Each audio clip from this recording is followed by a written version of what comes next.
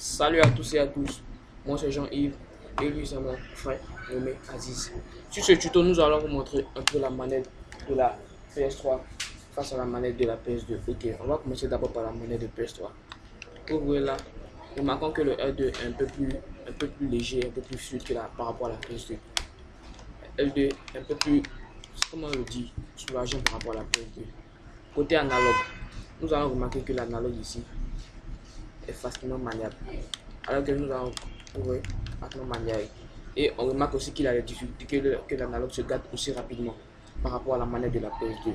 Et bien, je vais me calmer et aller chercher la manette de la PS2 pendant que mon cousin vous fasse un petit résumé de ce que je viens de dire. Bien sûr, vraiment, cette manette a un potentiel exceptionnel, c'est-à-dire la légèreté. C'est hyper léger cette manette. Putain, c'est hyper léger. Vous allez constater ici la maniable. Regardez, moi c'est analogue. Il tourne tellement rapidement et les touches sont tellement faciles à faire, sont tellement cool à utiliser. Et les L2, les L1, c'est tellement facile et vraiment on arrive facilement à jouer. Et quand on allume la PS3, voilà ce qui se passe. Automatiquement, il donne un signal aux autres. Automatiquement. Je suis de retour avec la manette de la PS2 qui va vous faire une confortable peut-être un peu fiscale.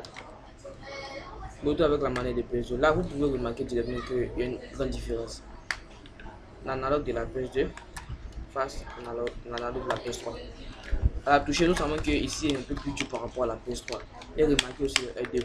Le L2 de la manette de la PlayStation 2 est un peu plus intéressante aussi, mais pas plus que la PS3. Car la PS3, nous savons bien sûr que c'est une nouvelle génération, mais ça, c'est pas assez mieux que la PS3. Et nous allons passer maintenant aux touches de direction. Ici, nous remarquons que les touches de direction sont un peu plus faciles à utiliser. Par rapport à la touche de direction de PS2, c'est un peu plus difficile. Vous voyez, un peu plus difficile et un peu plus dur. Nous allons passer maintenant à la touche de direction de la PS3. Remarquez très bien ici que vous voyez, quand vous appuyez, facile, léger, tout. Je ne sais pas si toutes les manettes de la PS3 sont comme ça, mais la plupart des bonnes manettes de PS3 sont toujours comme ça. Et vous pouvez remarquer c'est tout. Voilà. Il y a certains amis qui m'ont demandé en fait comment la manette de PS3 fait pour être possible à distance. C'est-à-dire, vous voyez derrière là, ils ont mis wireless control. Wireless control, c'est-à-dire wireless d'abord c'est Wi-Fi. Donc ça veut dire que ça contrôle directement la manette par Wi-Fi. Et après, moi je m'appelle Yves.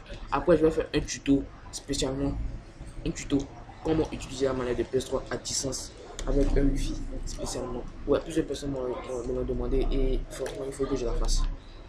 Et le tuto sur prochain sera le tuto de la PS3, la PS2 et la Xbox. Les trois ensemble. Mais je pense que la Xbox va être là, mais la PS3 et la PS2 va être là. Car la Xbox ne m'appartient pas. La PS3 appartient à mon frère et la PS2 m'appartient. Donc je vais faire un tuto prochainement pour ça. Je vous dis merci et abonnez-vous bien à moi. Big up.